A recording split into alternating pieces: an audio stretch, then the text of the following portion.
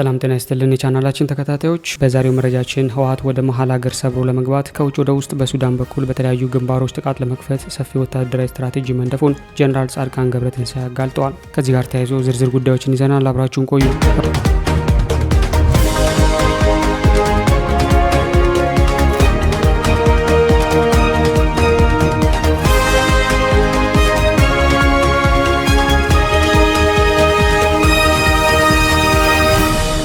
ህወሓት ወደ መሀል ሀገር ሰብሮ ለመግባት ከውጭ ወደ ውስጥ በሱዳን በኩል በተለያዩ ግንባሮች ጥቃት ለመክፈት ሰፊ ወታደራዊ ስትራቴጂ መንደፉን ጀነራል ጻድቃን ገብረትንሳኤ አጋልጠዋል። በወልቃይት ሲጠበቅ የነበረው የህወሓት ጥቃት ባልተጠበቀበት ግንባር ሊፈነዳ እንደሚችል ጀነራሉ ተናግረዋል። ጀነራሉ በህወሓት ወታደራዊ ዝግጅት ላይ በሰጡት ማብራሪያ በአፋርና አማራ አዋሳኝ አካባቢዎች ተደጋጋሚ ትንኮሳዎች የፈጸሙ ህወሓት የትኩረት አቅጣጫውን ቀይሯል ብለዋል። በምዕራብ ኢትዮጵያ በኩል ጥቃት ከፍቶ ወደ መሀል ሀገር ለመገስገስ አስቦ እየተንቀሳቀሰ መሆኑን ጀነራሉ ጠቁመዋል።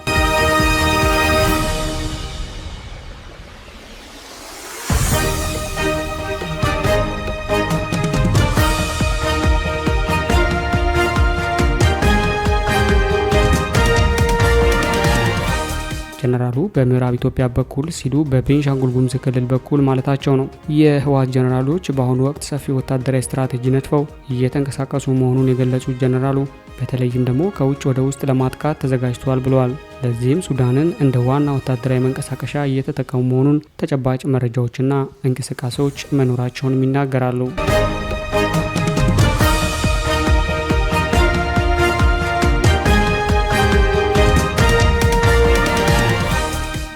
ሱዳን ውስጥ ለዓመታት የተደራጀው አርሚ 7 እንደ ቀጠናዊ ሚዛን ማስጠበቂያ ለመጠቀምና ከውጭ ወደ ውስጥም ለማጥቃት ተጨማሪ ኃይል እያስገቡ ነው ብሏል። በቅርቡ አርሚ 13 ወደ ሱዳን መሻገሩን ያረጋገጡት ጀነራሉ ሌሎች ተጨማሪ አርሚዎች ሊጨምሩ እንደሚችሉም ፍንጭ ሰጥተዋል። አርሚ 13 ወደ ሱዳን ለመሻገር ሲንቀሳቀስ መንገድ ላይ 2 ጊዜ በድሮን ጥቃት ቢመታም የተረፈው አርሚ 7ን ተቀላቅሏል የተባለው ሽራሮ ላይ የተፈጸመው የድሮን ጥቃት በህወሓት ማረጋገጫ የተሰጠበት ቢሆንም ሱዳን ከገባ በኋላ ሸረሪና ላይ ተጨማሪ ድብደባ መፈጸሙን ጀነራሉ ገልጸዋል።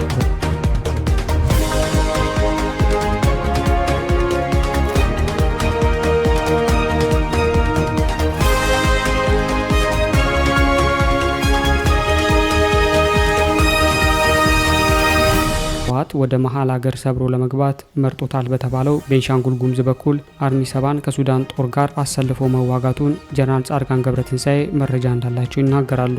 አርሚ 7 እስከ ኩምሩክ ድረስ ዘልቆ በመግባትም ውጊያ አድርጎ ተመቶ ወደ ኋላ መመለሱን ጠቁመዋል። ህወሓት ተጨማሪ ኃይል ወደ ሱዳን ማስገባቱና አርሚ 7 ኩርሙክ ድንበር ድረስ መላኩ ደግሞ መንግስት ትኩረት ባልሰጠበትና ኃይል ባላሰማራበት አቅጣጫ ጥቃት ለመክፈት እየተዘጋጀ መሆኑን የሚያመላክት ነው ብለዋል። ይሁን እንጂ ፌዴራል መንግስት በሁሉም ግንባሮች ኃይል አሰማርቶ በንቃት እየጠበቀ ነው ብለው እንደሚያስቡም ጀነራሉ ገልጸዋል።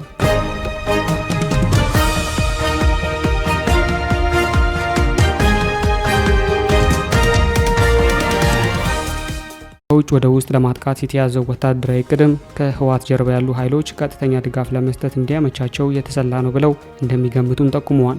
ለህወሓት ጀርባ ተሰልፈዋል የሚባሉት ግብጽ፣ ሻዕቢያና የጀነራል አልቡርሃን ጦር ህወሓት ከሱዳን በኩል ካጠቃ ከጀርባቸው በቅርበት የሎጂስቲክስ ድጋፍ ለማድረግ እንደሚጠቀሙበትም ገልጸዋል። ምንም እንኳን የጥቃቱ ትኩረት ከውጭ ወደ ውስጥ ቢሆንም በተከዜ በኩልም ወደ ወልቃይት ሰብሮ ለመግባት ሊሞክር እንደሚችል ጀነራሉ ጠቁመዋል።